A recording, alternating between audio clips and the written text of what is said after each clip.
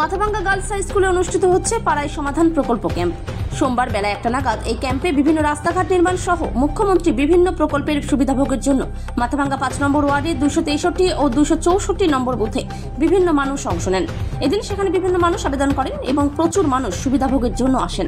মাথাভাঙ্গা পুরসভার 5 নম্বর ওয়ার্ডের কাউন্সিলর চন্দ্রশেখর রায় বসুনিয়া বলেন, মুখ্যমন্ত্রীর বিভিন্ন প্রকল্পের সুবিধার জন্য মানুষ আসছেন এবং সুবিধা দিচ্ছেন।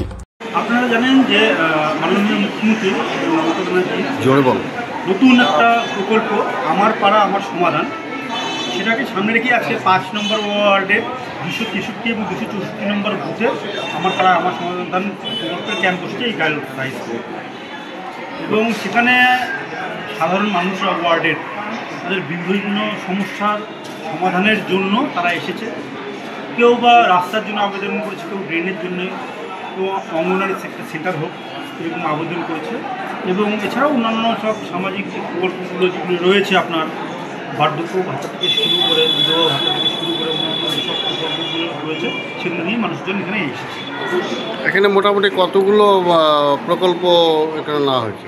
এখানে আপনারা জানেন যে মোটামুটি যেগুলো প্রকল্প রয়েছে সবগুলো রয়েছে, তার সাথে নতুনভাবে যেগুলো অ্যাড হয়েছে সেটা হচ্ছে এখানে রাস্তার দরকার, যেটা আগে মনে করুন যে সেটা আমরা মিউনিসিপ্যালিটিতে বা পুরসভাতে বা জেলা পরিষদ থেকে সেটা ঠিক হচ্ছে কোন জনপ্রতিনিধিরা ঠিক করতো যে তারা কোন কোন রাস্তা করবে।